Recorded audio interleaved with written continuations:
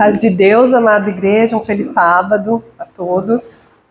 É com muita alegria, temor e humildade que estou aqui na presença de Deus e na presença de vocês. Trouxe uma mensagem que Deus tem falado muito no meu coração, que é o sermão da fé. Ao preparar esse sermão, eu percebi como que a fé é um tema complexo, não é um tema fácil.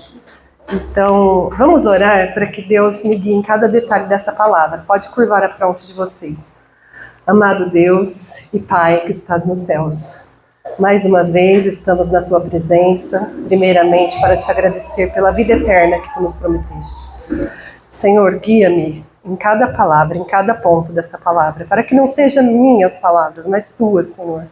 Abençoa cada irmão e cada irmã que deixou seus afazeres, deixou de lado a sua própria vida para estar na Tua presença. Nós te pedimos humildemente e oramos em nome do nosso Senhor Jesus Salvador. Amém. Amém.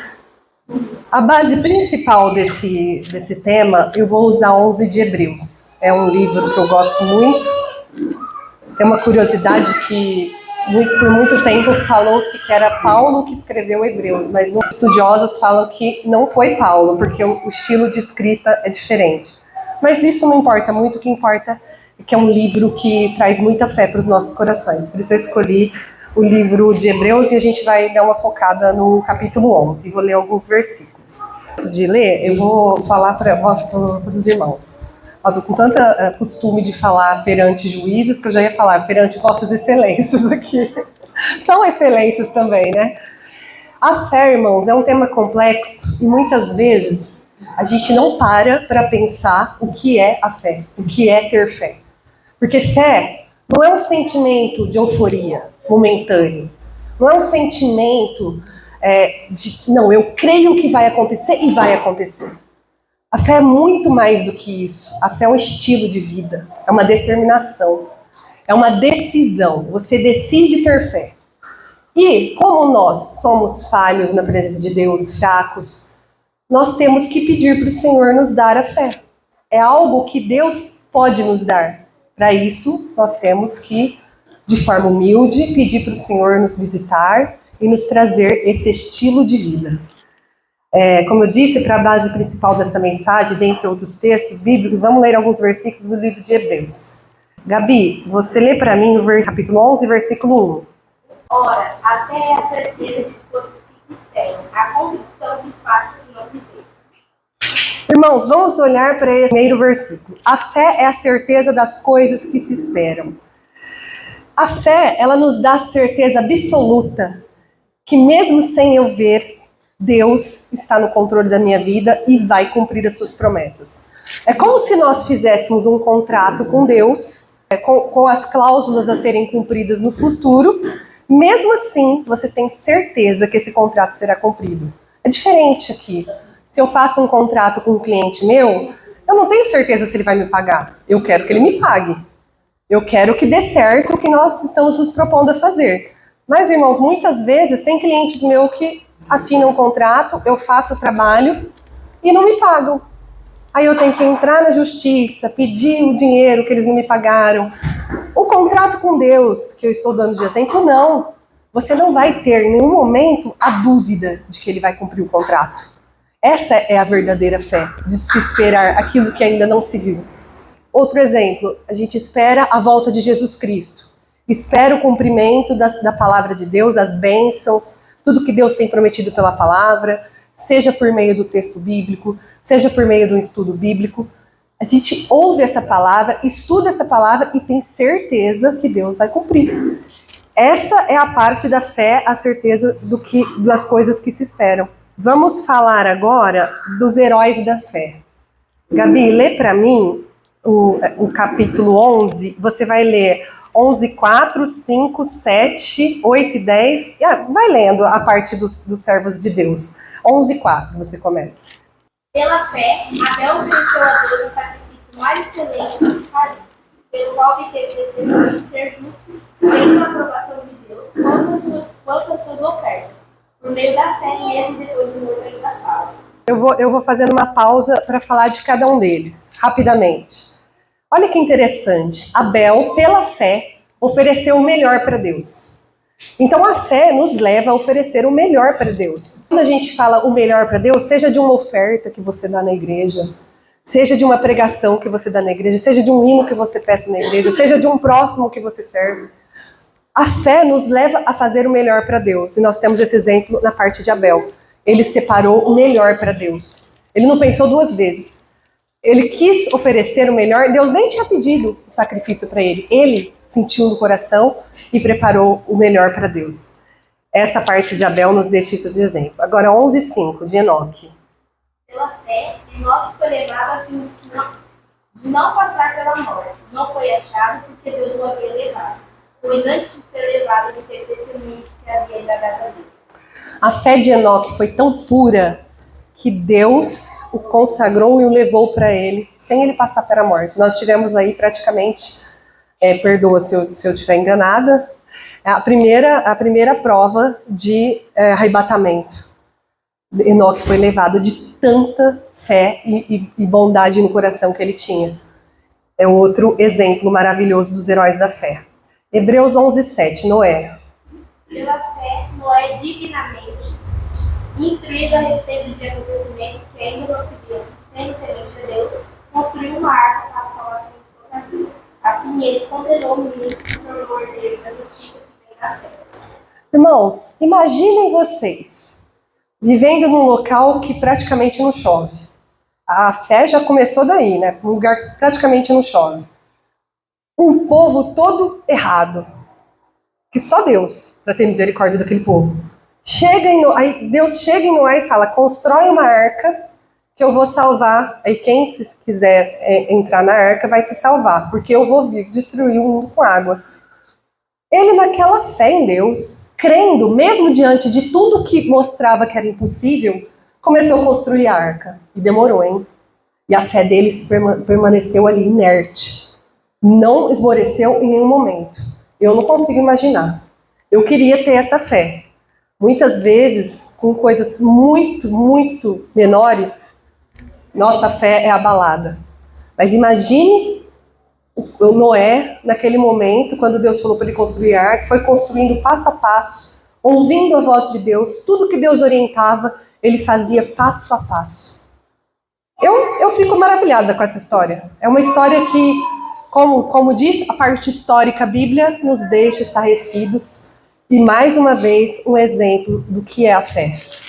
E ele confiou então em Deus, construiu a arca antes mesmo de ver a chuva. Muitos anos, como a gente bem sabe. Hebreu 11:8-10. 11:8-10. Pela fé, Abraão, quando chamado, obedeceu a fim de ir para o lugar que devia receber como herança. E partiu sem saber para onde ir. Imagina outra pessoa. Você mora num lugar, já tem a sua vida montada ali. Abraão já tinha condições ali naquele local. O pai dele era um homem de posses, não foi nem pelo pai dele. Já tinha posses, já tinha uma família, já tinha servos. E Deus fala para ele: vai para um outro lugar. Ele nem sabia onde era. Imagina nós aqui. Vocês conseguem imaginar? Eu vou deixar tudo para ir para um outro país, porque Deus está mandando. É muito difícil. Imagina, você tem toda a sua família aqui, seu pai, sua mãe, aí você se casa e Deus te dá um recado: você vai ter que me servir em terras secas. Você vai ter que morar lá em Israel, onde está tendo aquelas guerras, porque você vai me servir lá e vai levar a palavra lá. Olha aqui, não dá para imaginar. Eu não consigo me imaginar saindo da minha cidade, deixando pai, mãe, que já são idosos. Aí você começa a ver todo tipo de problema para fazer. E ele não, ele creu, ele falou: não, Deus está mandando, eu vou. Mais um exemplo de fé para nós. 11:11. Pela fé, também a própria Sara, apesar de não poder ter filhos e já ser idosa, recebeu poder para ser mãe, pois considerou fiel aquele que lhe havia sido a promessa. Sara, mesmo diante da impossibilidade, ela creu, mas ela também é um exemplo de como que às vezes a fé pode dar uma bobeada ali, né? Porque quando ela viu passando o tempo, ela falou: não vai acontecer. Mas como que vai acontecer? Eu já estou muito avançada em idade. Mas, mais uma vez, o anjo de Deus falou e Deus cumpriu a promessa. Ela, muito avançada em idade, engravidou e teve seu filho, que era uma promessa de Deus, Isaac. Hebreus 23-29. Pela fé, Moisés, depois de nascer, foi escondido de seus pais durante 3 meses, porque viram que era um menino bonito e não temeram o decreto de Deus. Olha que interessante, você tem um filho e todos os bebês recém-nascidos estão sendo estipados, assassinados, porque o rei tinha medo, né, de um varão tomar o lugar dele. Então, os pais de Moisés não temeram. Vamos esconder, porque é isso que estava na fé do coração deles. Eles tinham uma promessa de Deus. Eles não temeram por nenhum momento, esconderam aquela criança, colocaram no rio. Imagina você colocar seu próprio filho no rio, sem saber o que vai acontecer. Olha a fé, olha que exemplo de fé. Depois, o que Deus fez também na parte de Moisés? Moisés foi criado, cresceu no meio daquele povo do Egito, como viveu uma vida regrada de dinheiro, tinha muito dinheiro, era considerado um príncipe. Ele era filho da princesa, que ela o pegou para ser seu filho. E no momento que Deus abriu os olhos dele e ele enxergou que o povo que estava sendo escravizado fazia parte da sua vida, ele não pensou 2 vezes. Ele quis defender a todo custo aquele povo, e num daqueles momentos que ele estava defendendo, acabou matando ali um homem que era da parte do Egito, que era um guarda do Egito. Por isso ele teve que fugir, mas em nenhum momento ele temeu pela vida. Ele temeu pela vida, mas assim, ele foi na fé ali, sem saber, inclusive, que era fé aquilo ainda, porque ele ainda ia ter que aprender, né? Porque apesar dele ser tudo isso no Egito, ele ainda não tinha o conhecimento de Deus. Mas o coração dele já era, desde então, visitado por Deus. E depois de tudo que ele passou, ficou aquele tempo todo longe, Deus se apresenta perante ele, e ele não duvidou, acreditou. A voz de Deus falou com ele, tira a sandália dos seus pés. Se fosse uma outra pessoa sem fé, tô ficando louca. Como que pode uma voz falando para eu tirar a sandália dos meus pés, uma árvore em chamas? Mas ele creu e mesmo achando que ele era incapaz de estar perante um povo, de libertar um povo, ele falou, vou seguir a voz de Deus. E seguiu em todo momento da vida dele, mesmo passando por todos os percalços que ele passou, com toda a dificuldade, ele é um grande exemplo de fé para nós. Agora, 11, 30, 31. Pela fé, ruíram as muralhas de Jericó, depois de rodeadas por 7 dias. Pela fé, Raabe, a prostituta, não foi destruída com os desobedientes, porque acolheu os espias culpados. Outro exemplo de fé maravilhoso, porque aquele povo do passado, assim como nós, né? Porque às vezes a gente fala da parte histórica da Bíblia e às vezes a gente até critica o povo hebreu, o povo judeu. Ai, olha que absurdo, a gente lê essas passagens disso, Deus lá com uma coluna de fogo, uma coluna de areia de dia, uma coluna de fogo à noite, e eles ainda duvidando. Deus mandando maná do céu e eles ainda duvidando. Mudou o contexto e nós continuamos duvidando. Mas essa parte é tão maravilhosa, porque Josué estava continuando a jornada de Moisés. E quando Deus fala com ele, vai e você vai dar 7 voltas e vai fazer de tal forma, e depois vão tocar as trombetas e Deus vai derrubar os muros de Jericó. Gente, olha como é difícil. Estava ouvindo a voz de Deus e mesmo assim ele creu. E as pessoas, quando ele falou qual que era o plano de Deus, as pessoas zombaram. Imagina, que absurdo. Até pessoas que estavam ali para trabalhar naquela luta. Então, nós temos assim, eu fico imaginando as pessoas zombando dele, né? Porque os planos de Deus são tão perfeitos, são tão incríveis, que a gente chega a duvidar dos planos de Deus. Porque como que pode? O povo vai trocar uma trombeta, ficar rodeando e depois gritar e as muralhas vão cair. É algo assim inacreditável. Mas isso é a fé em Deus. E a fé de Deus derrubou muralhas e salvou vidas. E aí nós temos um outro exemplo de fé dentro desse mesmo versículo. Raabe, que era, naquela época, uma meretriz, conforme nos ensina o texto bíblico. Vivia uma vida de pecado. Mas quando Deus apareceu para ela, ela creu. Ela não teve dúvidas de que Deus existia, mesmo sendo de um povo diferente, mesmo tendo uma vida diferente. E ela ajudou os espias. daquela época e creu que Deus ia fazer uma obra na vida dela. Essa fé de Raabe também transformou a vida dela, salvou a vida dela e da família dela, e ela foi embora com o povo hebreu. Olha que maravilhosa fé de uma pessoa. É outro exemplo de fé.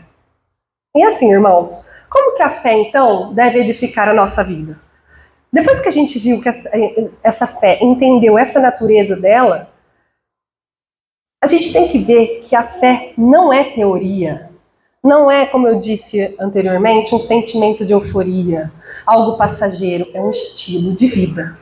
A fé é como se fosse, assim, falando de uma forma mais simplificada, um músculo. Você precisa ir na academia todos os dias para treinar seu músculo para que ele fique forte. A fé é a mesma coisa. Todos os dias nós temos que praticar a fé. Todos os dias nós temos que ler a palavra. Nós temos que estar em contato com as Escrituras. Em contato com uma outra pessoa que precise da palavra de Deus. Ontem eu estava na minha casa e aí eu cheguei, a minha funcionária ainda estava lá terminando umas roupas. E aí eu ainda falei, eu tô com um pouquinho de cansaço, mas eu vou sentar aqui. Eu gosto muito de conversar com ela. Eu falei, põe a tábua de passar roupa aqui na sala, que eu vou me sentar aqui no sofá pra gente conversar. Aí ela falou assim, Leile, é bom eu falar com você? Porque você entende muito da Bíblia? Eu falei, não entendo muito não, ainda preciso entender muito. Ela, eu quero que você me explica.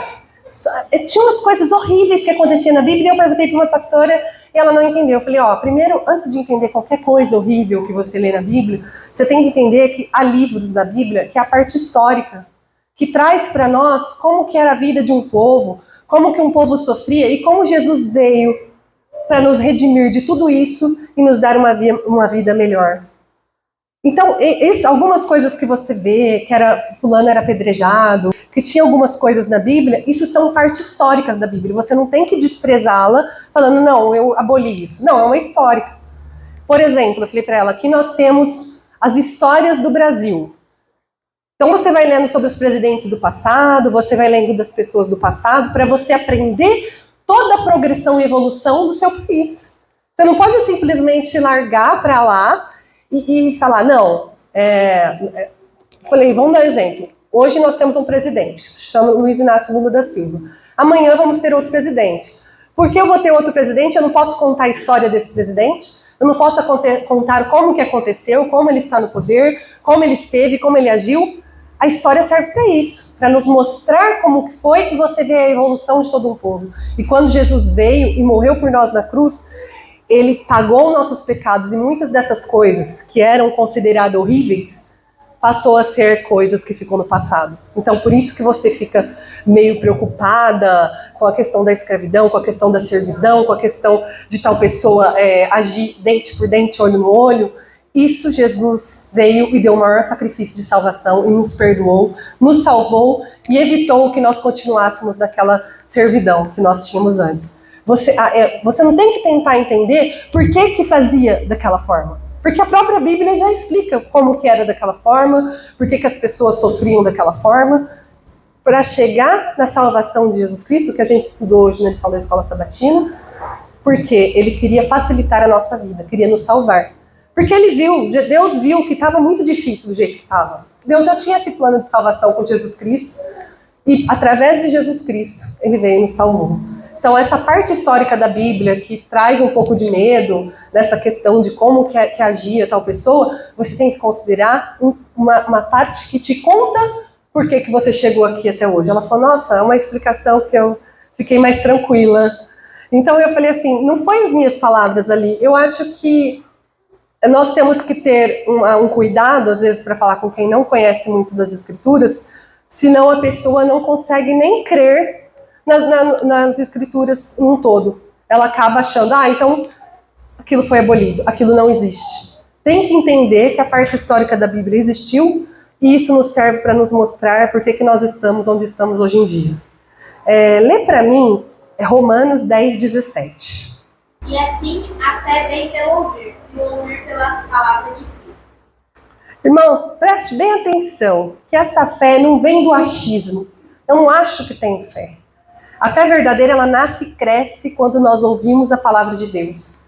A fé, ela enfraquece só de uma forma, quando a gente para de ouvir a palavra de Deus. Ouvir e meditar na palavra de Deus. É como um fogo que precisa ser alimentado na lenha. A palavra de Deus é lenha da nossa fé. Alguém aqui, porventura, está passando por uma situação que você não vê saída? Eu mesma estou passando por uma situação que parece que eu não vejo saída.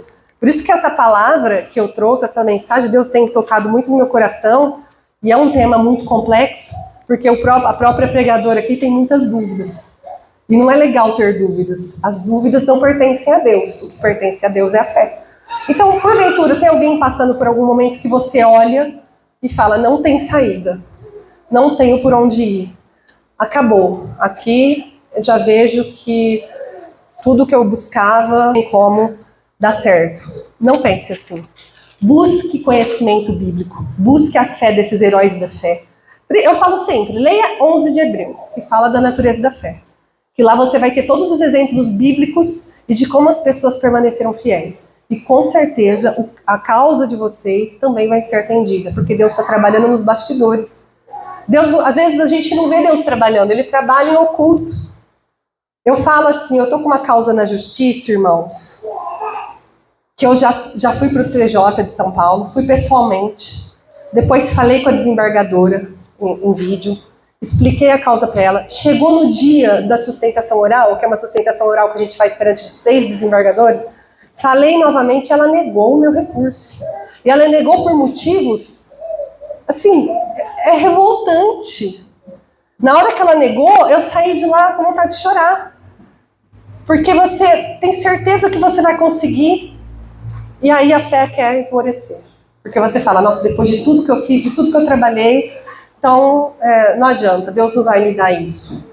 Eu não sei por que Deus não me deu isso naquela hora, porque Deus é mais poderoso do que qualquer desembargador, do que qualquer ministro, do que qualquer poder judiciário. Porque Deus que instituiu tudo. Aliás, o poder judiciário vem da lei moral de Deus. Por isso que existem os juízes. Deus já tinha instituído os juízes lá na época de Moisés. Então, eu não sei por que eu não consegui. E agora nós estamos nos preparando para um recurso especial, que é um recurso que você vai fazer direto ao Superior Tribunal de Justiça. Eu tenho dúvidas se vou conseguir.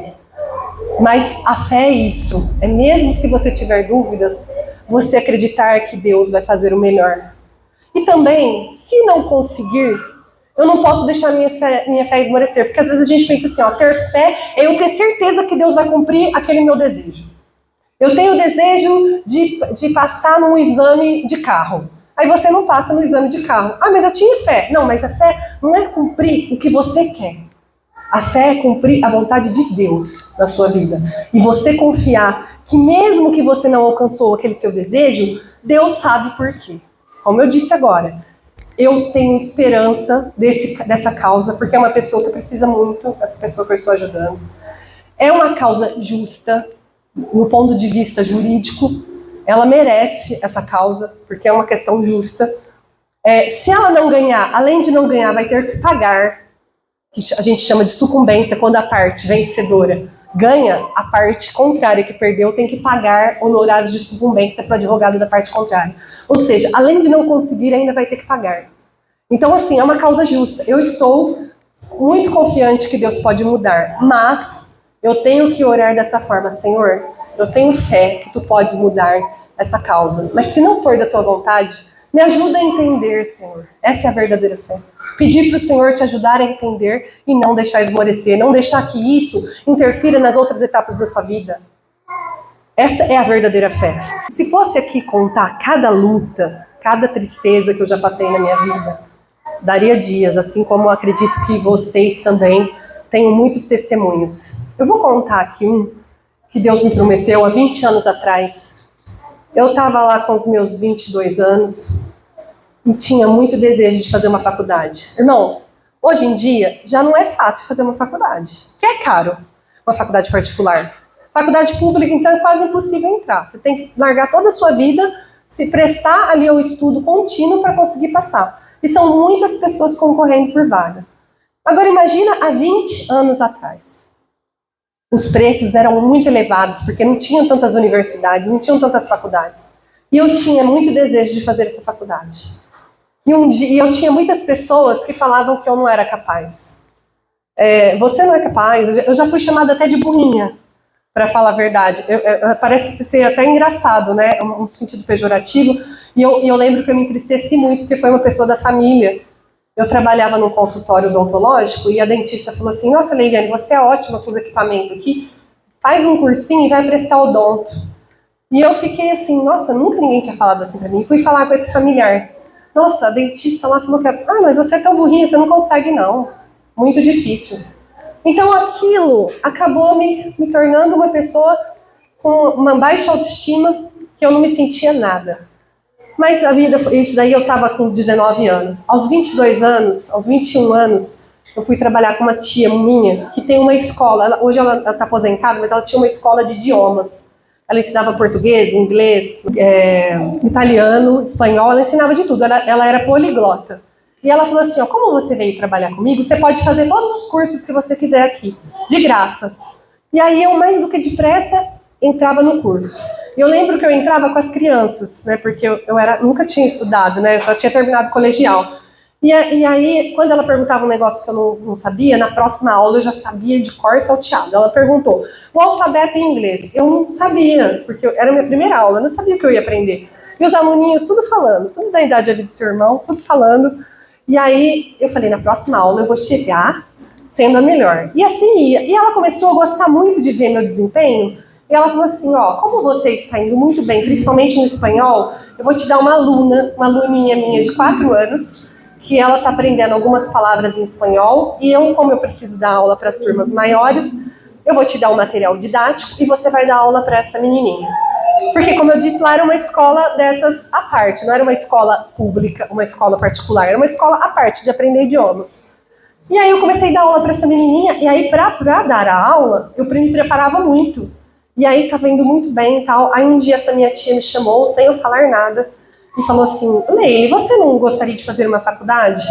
Aí eu falei assim, eu gostaria, tia, mas a senhora vai rir, eu gostaria de fazer letras. Ué, por que eu vou rir? É a minha especialização, é letras. Eu sou formada em português e inglês, os outros cursos ela foi fazendo. Ela falou, por esse motivo, então você vai fazer letras. Aí eu falei, é só um milagre. É só um milagre. Desde aquela época eu já tinha fé. E aí passou uma semana, ela chegou em mim e falou assim, já fiz a sua matrícula na faculdade. Eu tenho um amigo reitor, eu já fiz a sua matrícula, a sua inscrição, e você vai lá prestar a prova. Uma faculdade particular. E eu fui até essa faculdade, era para fazer uma dissertação, eu fiz, passou 2 dias, eles me ligaram. A senhora passou, mas era algo assim mais tranquilo, né? Mas mesmo assim, aí eu falei, e agora, tia? Eu passei, mas eu não tenho condições. Por mais que a senhora me pague um salário, eu tenho outras prioridades agora. Ela falou assim, não, eu estou indo lá falar com o reitor. E foi até o reitor e chegou para mim e falou assim, eu parcelei a primeira mensalidade em 6 vezes. E eu vou descontando do seu salário. E eu fiquei meio com medo, assim, né? Falei, nossa, porque querendo ou não, naquela época, irmãos, era equivalente, há 20 anos atrás, era equivalente a R$600 por mês, era muito dinheiro. Porque hoje, uma faculdade custando R$600 por mês é muito caro ainda. Mas naquela época, 20 anos atrás, era muito caro. E aí ela falou que ia descontar em 6 vezes do meu salário, ia dar R$100 por mês. Eu falei, daqui a pouco eu vou ficar sem salário, né? Que eu não ganhava muito. E aí passou, né? Quando foi para ela descontar a primeira parcela, eu li no jornal, eu lia muito jornal, minha mãe me assinava um jornal e estava escrito assim, vão até a diretoria de ensino, vão até se inscrevam pela internet num programa que se chama Escola da Família. É um programa que tinha acabado de lançar, 20 anos atrás isso. Acredito que ainda tem esse programa, né? Não tenho certeza porque nunca mais me interei ali com a escola, mas estava acabando de lançar esse programa.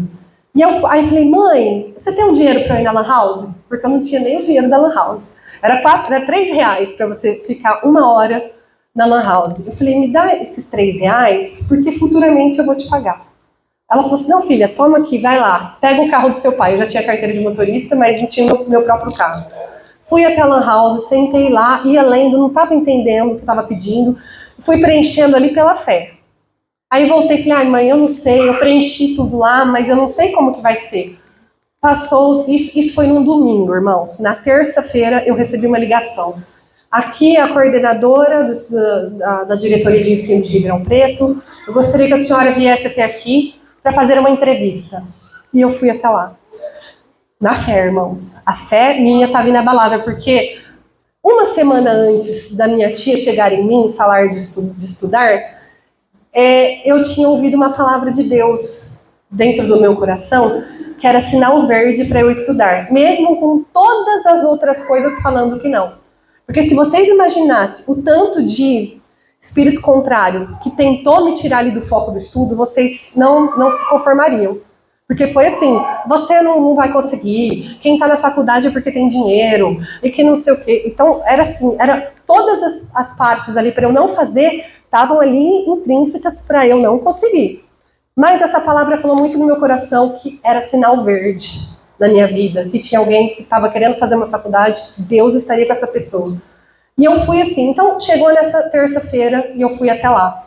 Ela falou assim, Leiliane, você escolheu o curso de letras por qual motivo?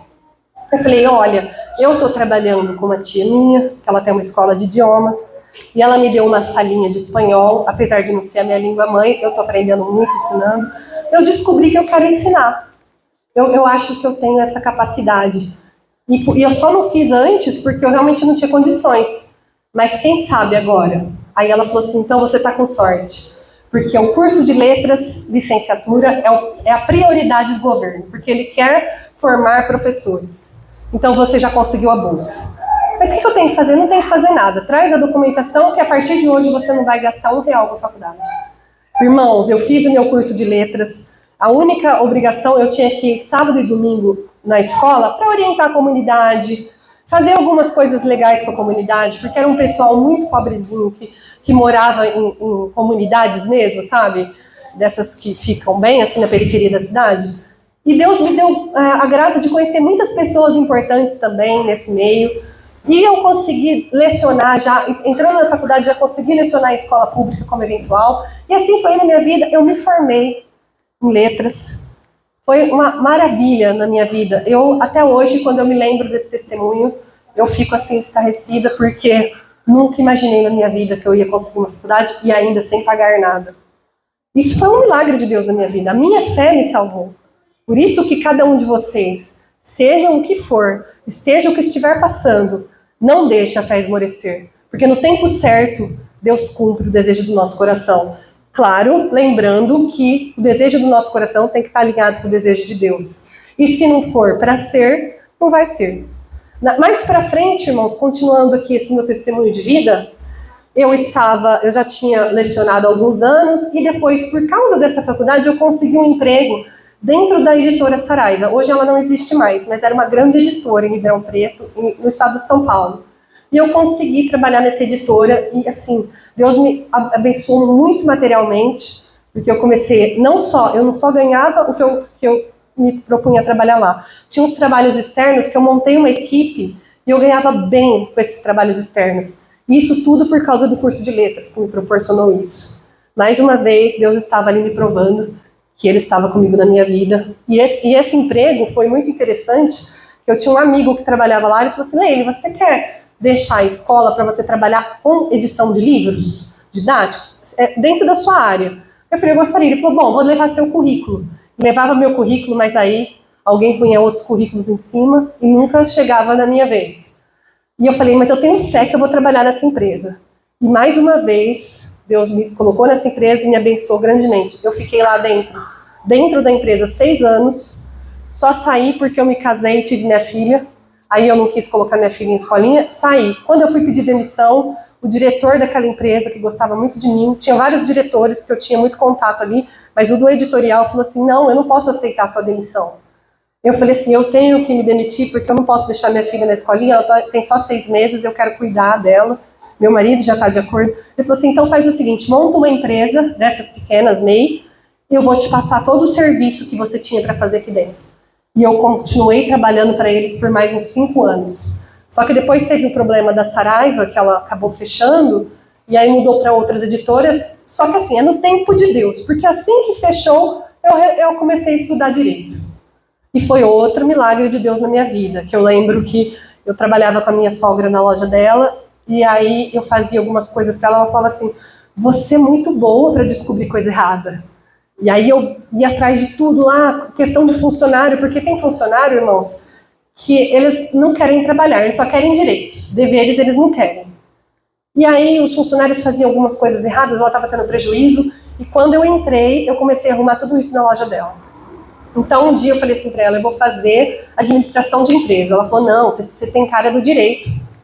Então tá, e comecei a pesquisar sobre o curso, e falei para minha mãe, mãe, acho que eu vou fazer faculdade de direito. Minha filha tinha 11 meses, era de colo ainda, não tinha começado nem a andar. Minha mãe falou, nossa, Deus está contigo, vai, eu sinto que você tem que ir. E eu fui fazer esse curso de direito, eu me sentia menor, irmãos. Mesmo tendo uma faculdade já, mesmo tendo sido favorecida por Deus, olha como que a fé da gente acaba esmorecendo em alguns momentos da nossa vida.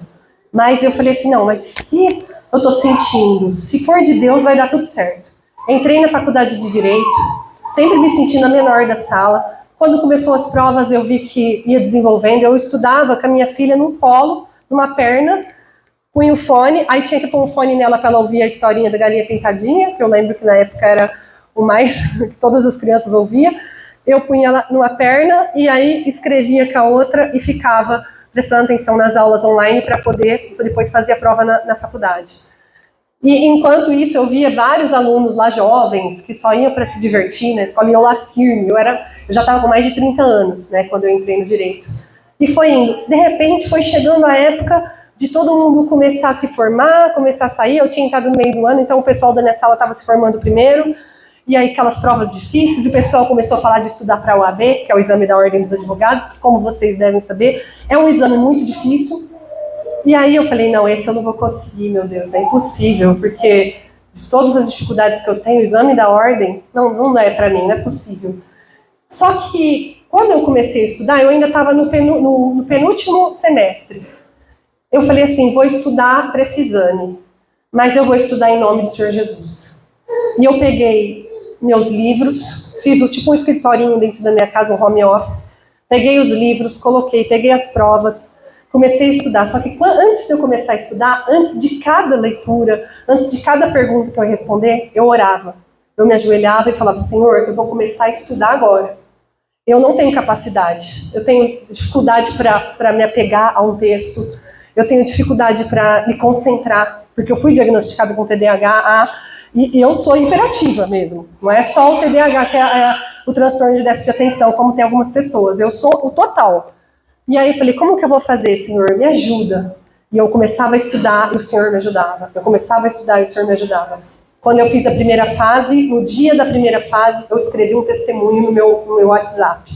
Eu escrevi um testemunho porque eu tinha tanta fé que eu ia passar, tanta fé, que eu falei assim, esse testemunho, inclusive, se os irmãos tiverem Facebook, eu tenho Facebook, tá numas postagens bem antigas, porque eu fiz esse testemunho, que Deus ia me dar essa causa, e que eu ia colocar no Facebook esse testemunho. E às vezes vocês falam, mas só isso? Não, muita gente tem vergonha de falar. Muita gente tem vergonha de falar que pediu para Deus ajudar a estudar. Ainda mais esse povo do direito, que é um povo elitizado, eles se acham os donos de si. É raro você ver uma pessoa mais humilde. Mas eu fui humilde, irmãos, e prometi para Deus, falei, Senhor, eu vou escrever essa mensagem, a hora que eu souber que eu passei nessa primeira fase, eu já vou colocar esse testemunho. E, irmãos, fui para essa prova, foi uma prova muito difícil, a primeira fase da OAB é muito difícil, porque são 80 questões, e essas 80 questões para fazer em 5 horas, tinha muita coisa que eu estudei que não caiu, e tinha muita coisa que eu estudei que caiu, só que assim, você já está tão cansado. E quando eu saí de lá, eu saí muito assim, esmorecida. Falei, meu Deus, como que vai ser? Cheguei na minha casa, tava um cunhado e tal, aí eles falaram, nossa, que cara é essa? Aí eu falei assim, é muito desanimador, né? Você não sabe se você passou, é uma prova. É assim mesmo, acontece, eu conheço um monte de gente que não passa, fica tranquila. Olha só o adversário falando na boca das pessoas para te deixar mais desanimado. Aí eu deitei na cama, aí eu orei, falei, Senhor, tá nas suas mãos essa prova, eu não sinto que eu passei.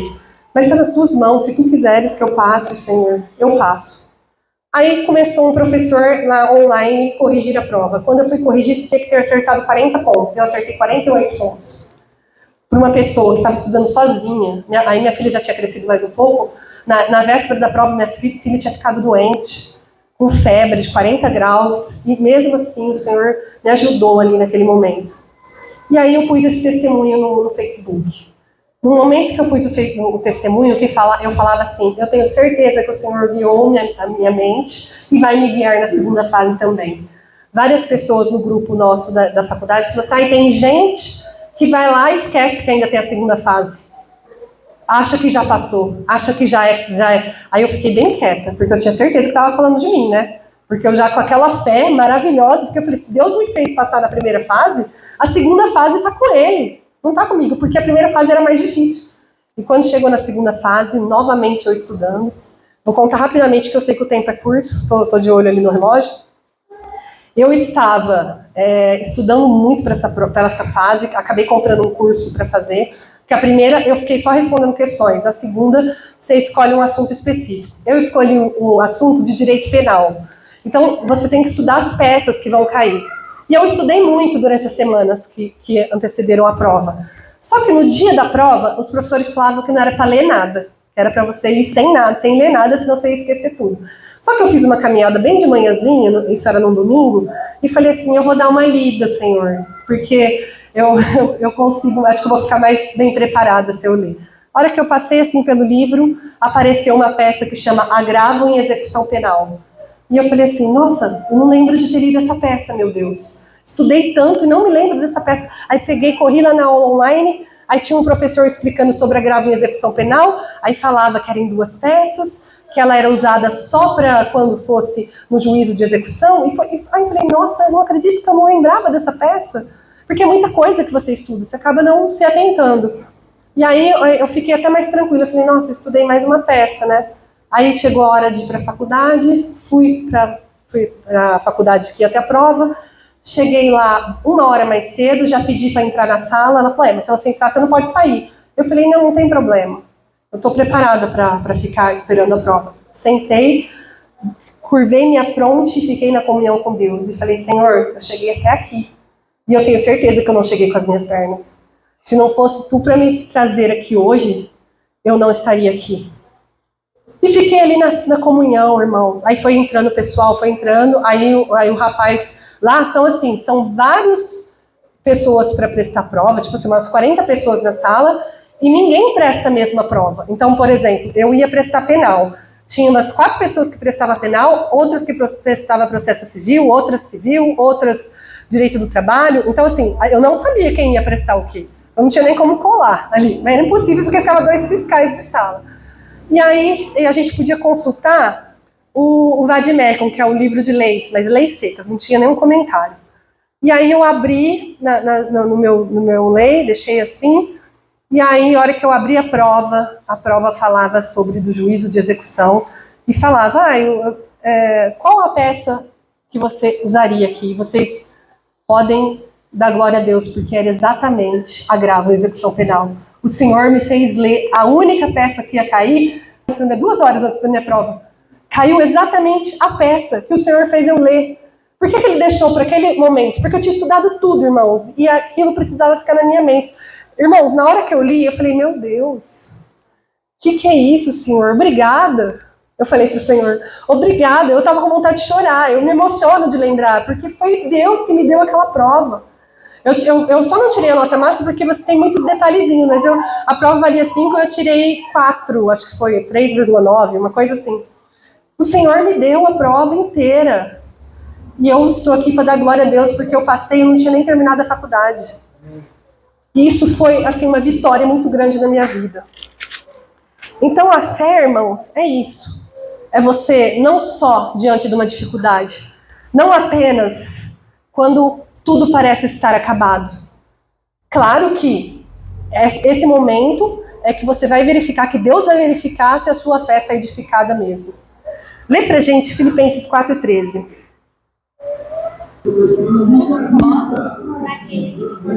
Olha que lindo esse versículo. Tudo posso naquele que me fortalece. Quem fez com que eu fizesse as minhas provas? Quem me ajudou a fazer minha primeira faculdade? É algo assim de estudo, irmãos. Não sei nem se essa palavra serve para alguém, se esse testemunho serve para a vida de alguém. E essa é a minha segunda faculdade. Eu já estava com 30 e tantos anos, com uma filha pequena. Nunca imaginei que Deus ia me dar uma segunda profissão. Deus tem me sustentado, e essa palavra de Filipenses 4,13 diz tudo. Posso tudo naquele que me fortalece. Assim que os irmãos têm que pensar. Posso tudo naquele que me fortalece. Depois de tudo que a gente viu hoje sobre os heróis da fé, como que vocês se veem na presença de Deus? O que vocês sentem quando vocês estão ali intimados a ter fé? Faça uma reflexão. Será que você está indo para o caminho certo da fé? Que é aquele que mesmo diante das maiores provações, você sabe que Deus tem um plano na sua vida, que Deus vai cumprir a promessa dele na sua vida? Será que vocês por algum momento pensam nisso? Refletem nisso? Como eu disse, ao preparar este sermão sobre a fé, parecia que seria uma coisa fácil, mas a fé é muito complexa. A fé não é algo para a gente guardar na estante da mente, vir aqui no culto, sentar com os irmãos, falar sobre fé. A fé, como eu disse, é um estilo de vida. Nós precisamos colocar esse estilo de vida em prática. Falo com vocês, falando para mim também. Porque muitas vezes as dúvidas acabam me atrapalhando. E aqui na Bíblia também, deixa Hebreus 12, 1, 2. Portanto, também, nós, visto que temos a rodear-nos tão grande nuvem de testemunhas, livremo-nos de todo o peso do pecado tão firmemente se apega a nós, e corramos com perseverança a carreira que nos está proposta, olhando firmemente para o autor e consumador da fé, Jesus, o qual, em troca da alegria que lhe estava proposta, suportou a cruz, sem se importar com a vergonha, e agora está sentado à direita do trono de Deus. A Bíblia aqui nos compara a grandes corredores numa grande maratona. Não é uma corridinha de 100 metros, é uma maratona. E ele diz que nós estamos cercados por uma grande nuvem de testemunhas. Quem são essas testemunhas? São os heróis da fé. Noé, Abraão, Raabe, todos esses heróis da fé que nós lemos em 11 de Hebreus, fora muitos outros, aí está alguns das testemunhas. São justamente esses heróis que estudamos hoje, que são nossas testemunhas, que serão nossas testemunhas. Então a Bíblia nos ensina que nós temos que correr bem essa maratona, não imaginar que é uma corridinha de 100 metros, e não deixar os pesos nos atrapalhar nessa maratona. O que seriam esses pesos? As ansiedades, os medos, as dúvidas. Volto a falar, estou falando para mim. Como eu disse, eu tenho essa causa que eu estou assim, muito ansiosa para que dê certo, porque é uma pessoa que precisa muito. Eu já fiz até voto na presença de Deus sobre qualquer valor que eu venha ganhar, e eu estou falando com Deus que eu não quero nem para mim, de tanto que eu estou ansiosa para receber. Mas essa ansiedade não agrada a Deus. Não agrada. Sem fé é impossível agradar a Deus. Deus nos coloca a fé como algo primordial para tocar no coração dele. Então, quando a gente falta fé na gente, entristece o Senhor fica triste. Porque é como se nós estivéssemos falando, nós não confiamos em ti, Senhor. Quando você tem fé, e o seu estilo de vida é a fé, você está engrandecendo o nome de Deus. Porque Deus não muda. Aquilo que ele te prometeu, ele cumpre. Passe o tempo que passar. Noé, quantos anos que ele ficou construindo a arca? Abraão, quantos anos ele ficou esperando pelo filho? E em nenhum momento a fé deles esmoreceu. Às vezes a gente fala, mas é contraditório, porque Sara teve dúvida. Normal, nós somos seres humanos. Mas continuaram firme. Não abandonaram Deus. Vou abandonar Deus porque Deus prometeu e não me cumpriu. Noé, imagina Noé lidando com aquele povo que ria, escarnecia da cara dele. Quantas vezes na nossa vida as pessoas escarnecem de nós pela nossa fé, por tudo que a gente acredita. A gente estava falando hoje no estudo sobre as pessoas nos chamarem de seitas. Isso desanima. Mas nós não podemos deixar que isso abale a nossa fé. Porque a nossa fé, ela é viva e ela edifica. Ela edifica. E se nós conseguirmos colocá-las como estilo de vida, com perseverança, nós não iremos cair. Pelo contrário, um dia o Senhor nos levará para o seu reino de glória e nós estaremos todos salvos. O segredo dessa corrida está na última parte do versículo. Olhando para Jesus, autor e consumador da fé. Lê essa última parte do versículo. Olhando firmemente para o autor e consumador da fé, Jesus, o qual, em troca da alegria que lhe estava proposta, suportou a cruz sem se importar com a vergonha, e agora está sentado à direita do trono. Olha só que interessante, ele é o autor. Ele é o autor que começou a boa obra na sua vida. Ele começou lá atrás, desde Gênesis, a boa obra na sua vida. Mesmo nós não merecendo, Ele começou, Ele nos trouxe, Ele nos abriu os olhos, porque a verdade vos liberta. Leia a palavra que a verdade vos liberta. Ele é o autor dessa obra. E Ele é o consumador, ou seja, Ele vai completar essa obra até o final das nossas vidas. Por isso, não tire, irmãos, os olhos de Cristo em nenhum momento. Eu não quero tirar os meus olhos de Cristo e quero que vocês também não tirem os olhos de Cristo. A gente tem que parar de colocar o nosso olhar nos problemas que nós temos para enfrentar, nas dificuldades. Pare, não olhe para o problema, olhe para Jesus. Porque tudo, quando nós temos fé, você não está sozinho. Jesus está com você passando, te carregando no colo. Tem momentos que Jesus te carrega no colo, porque você não tem força. Essa é a verdadeira fé, é saber que em cada momento da sua vida, Deus estará ali lhe guiando. Então, como eu disse antes, se alguém que porventura estiver cansado na fé, desanimado, desesperado por alguma coisa, não deixe essa ansiedade te pegar. Jesus é o nosso autor e consumador da fé. Hoje é dia, então, irmãos, de nós renovarmos a nossa fé. Eu quero renovar a minha fé em Deus e espero que vocês também renovem a fé de vocês, porque somente com Deus que nós podemos chegar um dia na glória de Deus. Vamos orar? Senhor Deus, Pai eterno que estás nos céus, graças te damos por mais uma palavra. Renove, Senhor, no meu coração e no coração de cada irmão, cada irmã. Porque cada um de nós temos um sonho, temos um desejo. Às vezes não é o mesmo que o seu, Senhor. Abençoa-nos para que cumpra a tua vontade na nossa vida, mesmo, Senhor, que nós não entendamos agora. Ajude-nos, Senhor, a construir nossa fé dia a dia, para que ela seja perfeita e um dia possamos morar contigo no céu. Te pedimos, despeça-nos para os nossos lares provisórios e te agradecemos. Em nome de Jesus oramos. Amém.